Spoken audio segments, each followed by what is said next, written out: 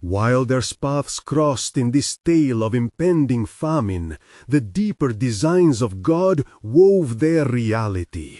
A reality that held not just the promise of grain, but whispers of restoration, repentance, and divine reconciliation. Yet, as the brothers returned to their father with the weight of revelation, sorrow loomed, echoing through the corridors of Egypt. What divine purpose was unfolding behind the frequent tears and torment? Shadows danced across the hearts of even the faithful, beckoning them into a mystery only God could unfold in time. Thus, the land prepared under Joseph's guidance trembled not only with food, but also with the anticipation of a truth yet revealed. A truth that awaited the appointed hour, when the cries of a nation would rise, beseeching the heavens for deliverance. And it came to pass that as the days of famine drew near, the hearts of Jacob and his sons were heavy with uncertainty. The hunger that gripped their land was fierce, insatiable, and the voices of despair echoed in the tents of Canaan.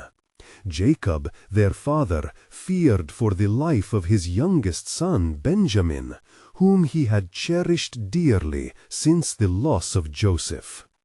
"Go back to Egypt," he urged his sons, "and procure for us food that we may live, lest we perish."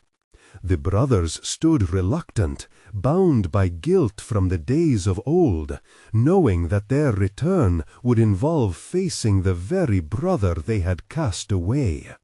It was Judah who spoke forth courage, saying, "Send the lad with me, and we will rise and go, that we may live and not die." Jacob's heart was torn, but the famine pressed heavily upon him. "If so, you shall take gifts in your hands, a little balm and a little honey, spices and myrrh, nuts and almonds," he instructed. "And if I be bereaved of my children, I am bereaved."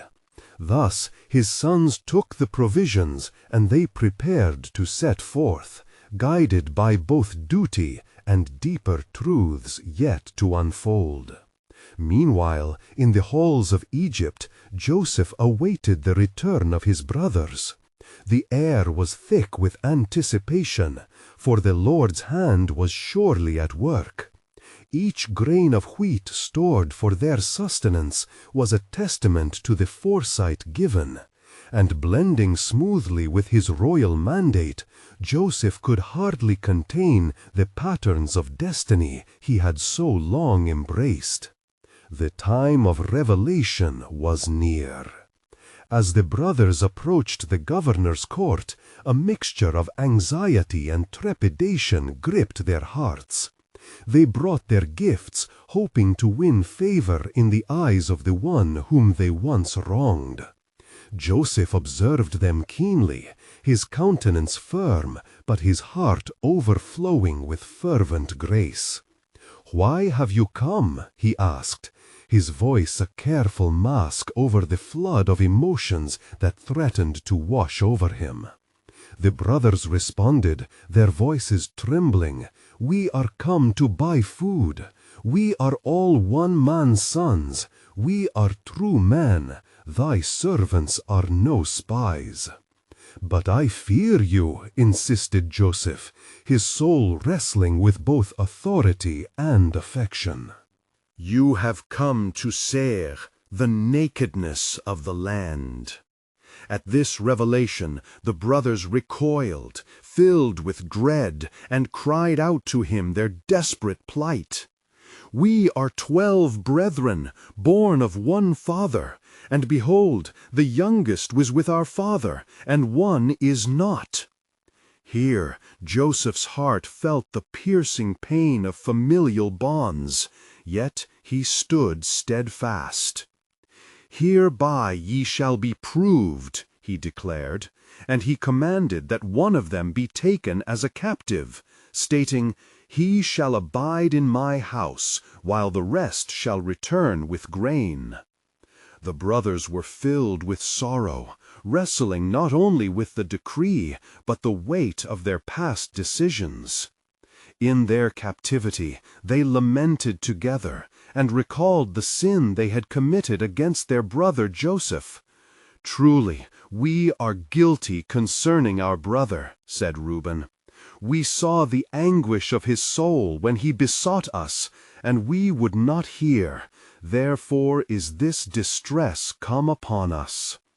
And Joseph turned away, overwhelmed by the deep sorrow that enveloped him, and he wept fiercely.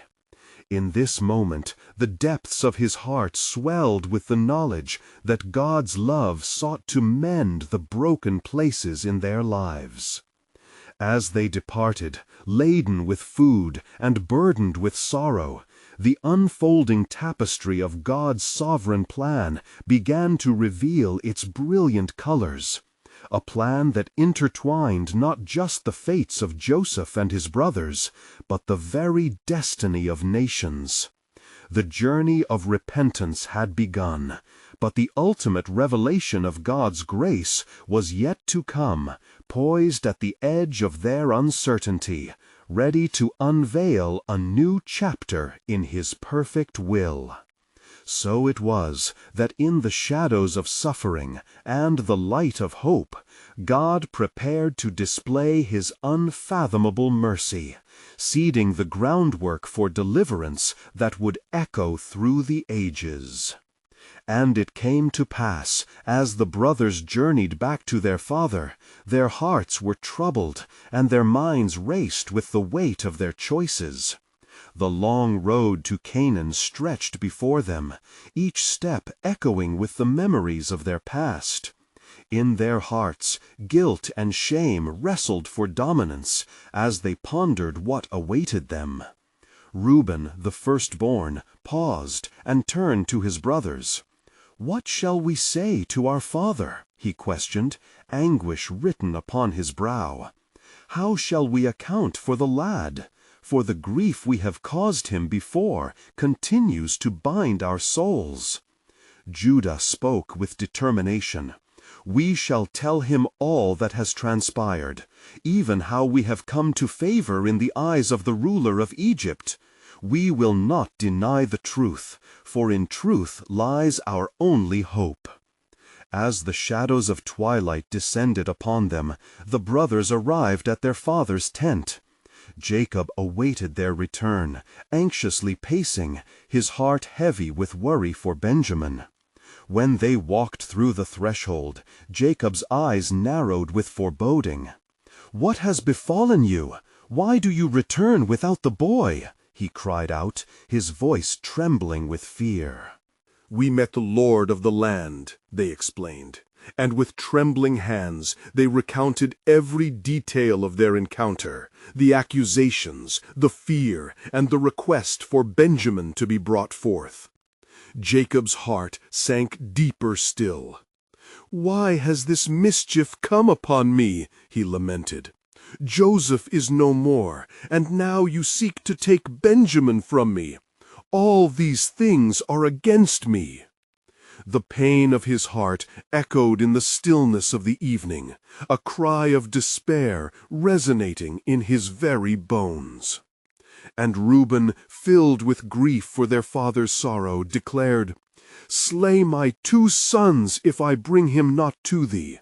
Deliver him into my hand, and I will bring him to you." His passion was sincere, echoing a heart burdened with the desire to set things right, yet Jacob's heart was firm. "My son shall not go down with you," he insisted, "for his brother is dead, and he alone is left. If mischief befall him by the way in which ye go, then shall ye bring down my gray hairs with sorrow to the grave." So it was that despair encircled the family, shrouded in grief and disillusionment as the famine grew more severe. Days passed like shadows until their provisions waned and the desperation deepened. At last, the dire need for sustenance compelled Jacob once more. "Go again and buy us a little food," he commanded, though the anguish remained palpable within him. His sons exchanged furtive glances, remembering the heavy hand of Joseph's judgment. Judah, resolute and filled with courage, stepped forward. "The man did solemnly protest unto us, saying, 'Ye shall not see my face, except your brother be with you. If thou wilt send our brother with us, we will go down and buy thee food. But if thou wilt not send him, we will not go down. For the man said unto us, Ye shall not see my face, except your brother be with you.'" Jacob's heart ached deeply as he weighed the agony of loss against the urgency of survival. "Why were ye so cruel to tell him that you had yet another brother?" he retorted, his frustration blooming in the air. The brothers leaned in, their resolve strengthened by the necessity of the moment. "We cannot return empty-handed, father, for we are bound by our own words. The life of our youngest brother rests in the balance." Finally, after much deliberation and anguish, Jacob relented. "It is the will of God," he murmured. "If I must be bereaved, then so be it." As they prepared for their journey, they felt the weight of both their past and the uncertainty of their future. Jacob instructed them to take double the money, for they needed to seek favor in the eyes of the governor who held the power of life and death, a hope clothed in vulnerability and desperation. And as the sun set forth, the sovereign plan of God unfurled behind the veil of their circumstances, each act leading to a moment of divine confrontation, a fracture that would open the door to healing. Little did they realize that their return to Egypt would not only bring sustenance, but would unveil the true identity of one who they thought to be lost forever.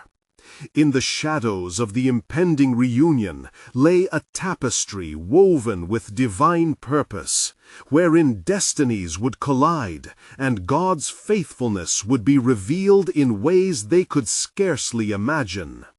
The anguish felt by Jacob would soon foreshadow a joy more profound than any sorrow, as God's sovereign hand guided their every step toward redemptive grace. Who among them could fathom the wonderful exchange and reckoning that awaited in the halls of Egypt? The time for revelation was approaching, and with it the unfolding of an extraordinary covenant, a divine mystery yearning to be unveiled. And it came to pass, as they journeyed through the barren land, the brothers spoke among themselves, burdened by both the necessity of their mission and the weight of their collective guilt. The dust rose from their feet, mirroring the turmoil of their hearts. "Brethren, what shall we say to the governor?" Simeon's voice broke through their quiet contemplation. "Will he believe our tale? For we are the same men who left with grain and returned with empty hands, save for a dire demand." "Let us speak the truth," Judah declared boldly. "We cannot hide from the shadows of our past, for they linger like specters haunting our hearts. We shall lay bare our stories, and perhaps mercy shall find us amidst the retelling." As the sun rose higher in the sky, its rays brought forth a glimmer of hope through the oppressive heat of the day. The brothers approached the gates of the city of Egypt, with hearts pounding like a drum in anticipation of the invisible deity's will. Their steps echoed in the cavernous entrance, each footfall akin to their anxious breaths. When they were brought before Joseph, he was dressed magnificently in robes, his face a mask of regal authority. They could not recognize him, even if the years had not embroidered the past as time does what it wills. His eyes, however, bore a deep resolve that both intrigued and frightened them. "How is it," he began, his voice as cool as the northern wind, "that you return? And where is your father? Is he yet alive?" Their hearts quickened, for they understood that the man before them was not merely a ruler, but the very brother they had cast into the pit, the one they had betrayed. "Thy servant, our father, is in good health," Judah stammered, his voice laden with an urgency that belied his composure. "We have returned to buy food, but we beg thee to spare our youngest brother, for he is the son of our mother." At this Joseph's heart was pierced, for he beheld the compassion revealed in their pleading. In them he saw not just the faces of his brothers, but also the journey fraught with pain and regret. They had come full circle, and the grip of destiny tightened around them. "Ye are spies," he declared, turning their truth into accusation. I will prove your words. You are to send one of your number to fetch this youngest brother.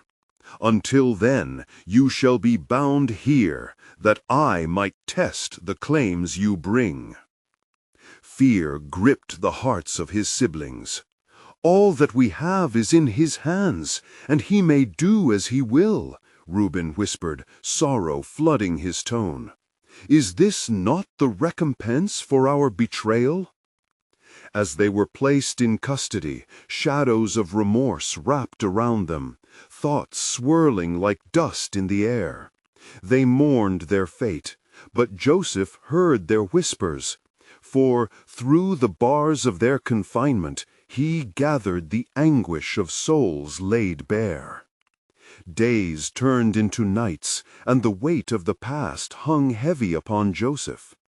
Tears he had withheld now spilled forth in silent prayer, for he longed to reveal himself, yet feared their response. Finally, after the dawn of the third day, Joseph summoned them forth. "Return to your land and fetch your brother, that your words may bear truth. For I seek to see you united once more. Bring him before me, and I shall release you, for the grain ye sought is now yours." As they departed, provisions gracing their burden, they did not know that they were walking into a divine design that would unfold further still. Each step taken blurred the lines of their past and traversed into the future yet unseen. In their hearts the shadows lingered, but beneath the layers of despair lay a flicker of hope, awaiting the moment when reconciliation would rise above betrayal, and the hand of God would weave together the destinies of brothers long separated. A mystery unfurled in the coming days, leading them back to Egypt. Little did they know that beyond their return, the heart of their brother awaited revelation, and with it, God's grand tapestry of redemption was poised to be unveiled. What would this divine reunion yield? And could they embrace the purpose that awaited them? Only the sands of time would tell as the curtain of their story drew nearer to the apex of God's sovereign will. As the brothers reached home, the weight of their journey pressed heavily upon their hearts. Their eyes fell upon the familiar sights of their land, but the warmth of the sun was dimmed by the shadows of their past. Reuben, the firstborn, was consumed by a restless spirit, pondering the fate of both their brother and father. "Brothers, how shall we now explain this to our father?" he lamented, as they sat beneath the cool shade of an ancient olive tree.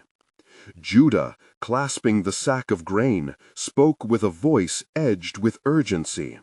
"We must unveil the truth of our circumstances, for it is not just our lives at stake, but the very bond of our family. Yet can we face the wrath of our father, knowing that we are the cause of his grief? Their resolve was tested as they entered their father's tent, the aroma of twilight meals filling the air. But a silence loomed among them. Jacob, their father, gazed at them with eyes both weary and expectant.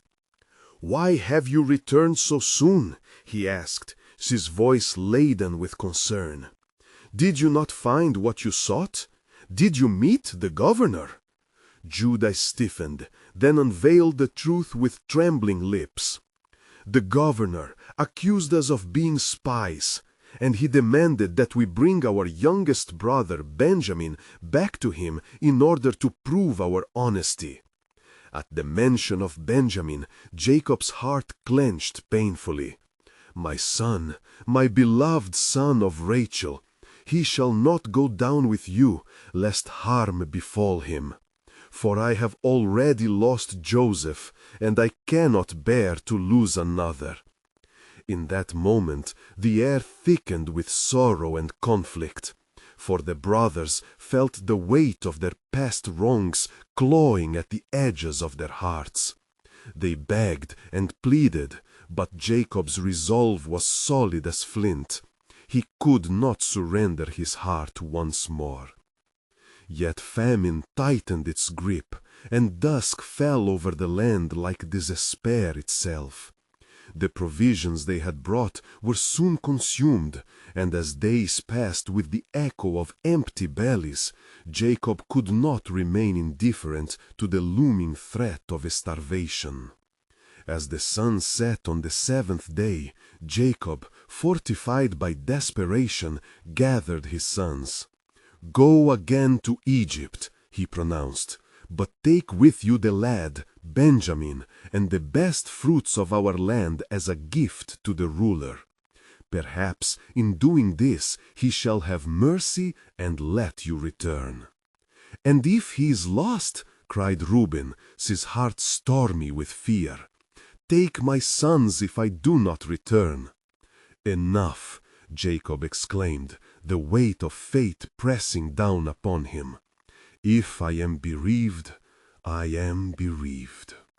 With a solemn surrender, they prepared for the journey once more. As they set forth, laden with gifts and the burden of guilt, a flicker of divine purpose shimmered in their hearts, unnoticed, yet pivotal in the unfolding plan of God. Upon their arrival at the gates of Egypt, a sense of foreboding intertwined with hope, as Joseph awaited them, reconhecendo in their faces the turmoil of their shared past. The brothers, trembling, presented their gifts, their eyes cast low, unable to meet the gaze of the one who held their fate in his hands. Joseph, seeing Benjamin for the first time, felt a rush of emotion, his heart aching between the realms of love and anguish. The moment of revelation drew nearer, and the brothers would soon find that grace awaited even in the dark shadows of their history. What profound truth would be spoken, and what destiny was being forged in that sacred space. As the intentions of their hearts, once marred by betrayal, now colluded with the divine plan of redemption, they stood at the intersection of grace and reckoning, poised to embrace their future. A mysterious tapestry was unfurling before them, weaving threads of pain into a design of hope, echoing the promise whispered through ages, that God orchestrates all things for good, even in the darkest of valleys. Little did they know, the greatest act of reconciliation awaited them just beyond the next breath. As Joseph beheld his brothers before him once more, a profound stillness enveloped the chamber, laden with the weight of unspoken words and buried hearts. In the midst of the imposing granaries, where grain lay stored like the promise of sustenance, He stepped forth with the authority bestowed upon him as governor over Egypt. "Come near to me," he beckoned, his voice steady yet filled with an urgency that pierced through the trembling silence. The brothers exchanged fearful glances, and as they drew closer, their hearts raced with dread, knowing he held their past in every glance and every breath. "I am Joseph, your brother, whom you sold into Egypt," he declared, each word falling heavily like the last stone upon a burial site. The brothers' faces drained of color, the reminder of their betrayal crashing upon them like a tempest. They stood rooted, as if petrified by the ghosts of their actions, memories flooding back of enmity and jealousy. Fear gripped them tightly, for in their minds echoed the saying, "Vengeance is the Lord's." They braced themselves, anticipating severe punishment for their treachery. But Joseph, knowing their terror and the remorse that consumed their hearts, advanced with compassion that transcended their understanding.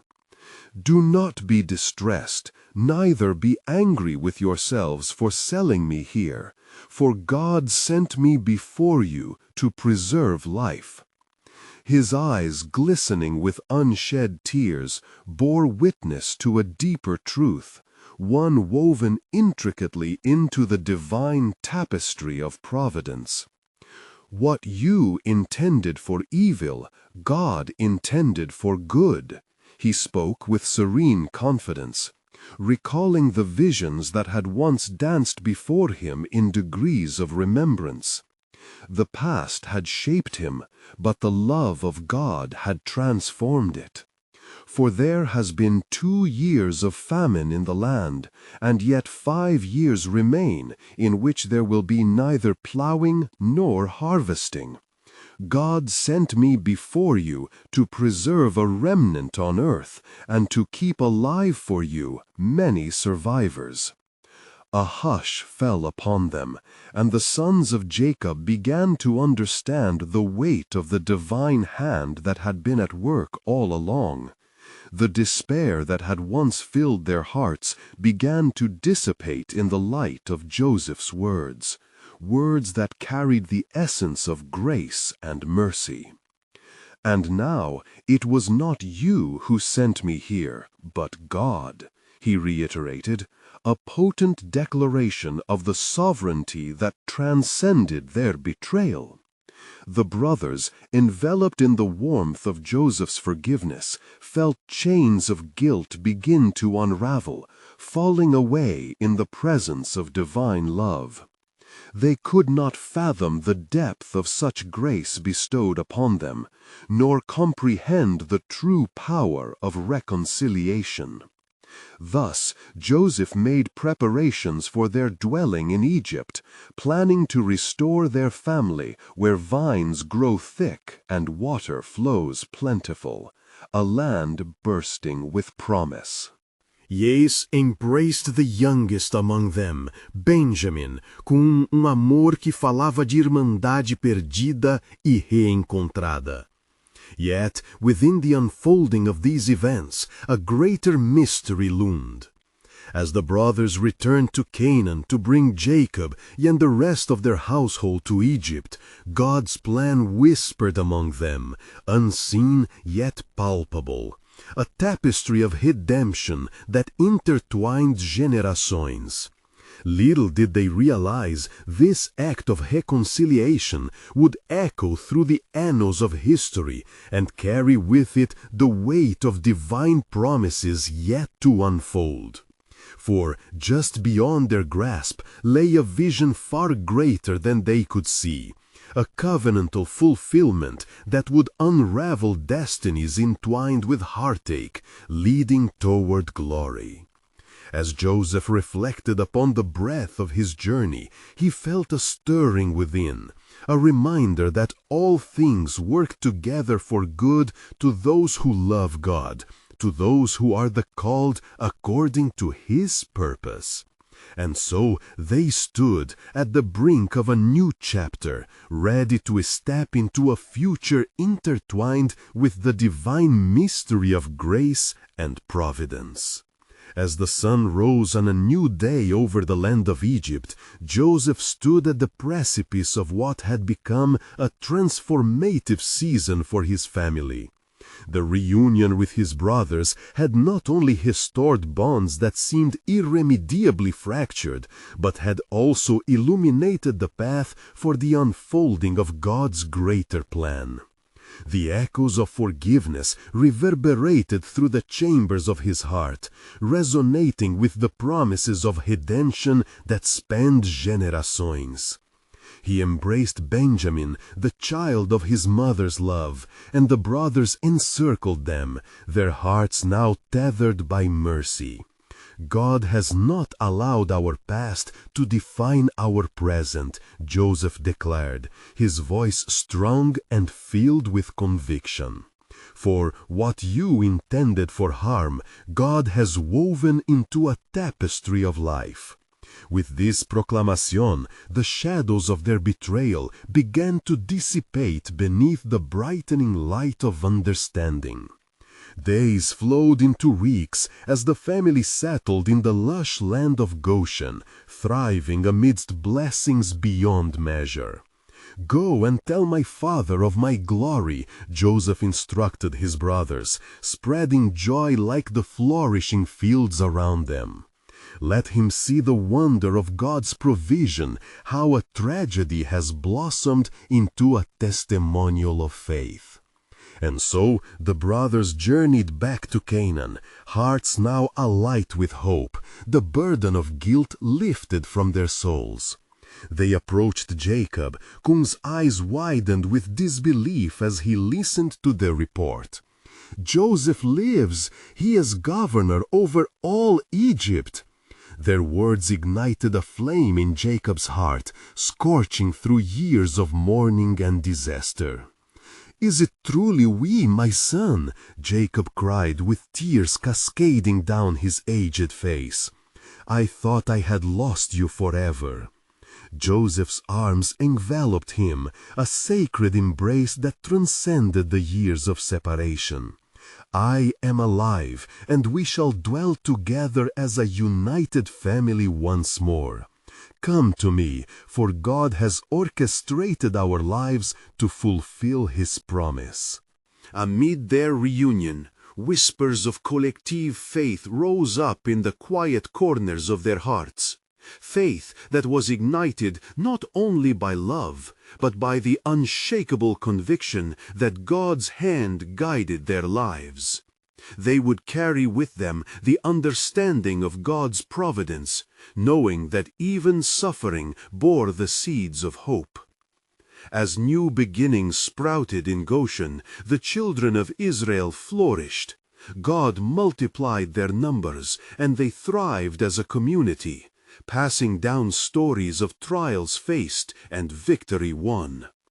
Yet Joseph knew that the seasons would change, for he felt the looming presence of prophecy and the weight of a promise etched into the heart of Israel.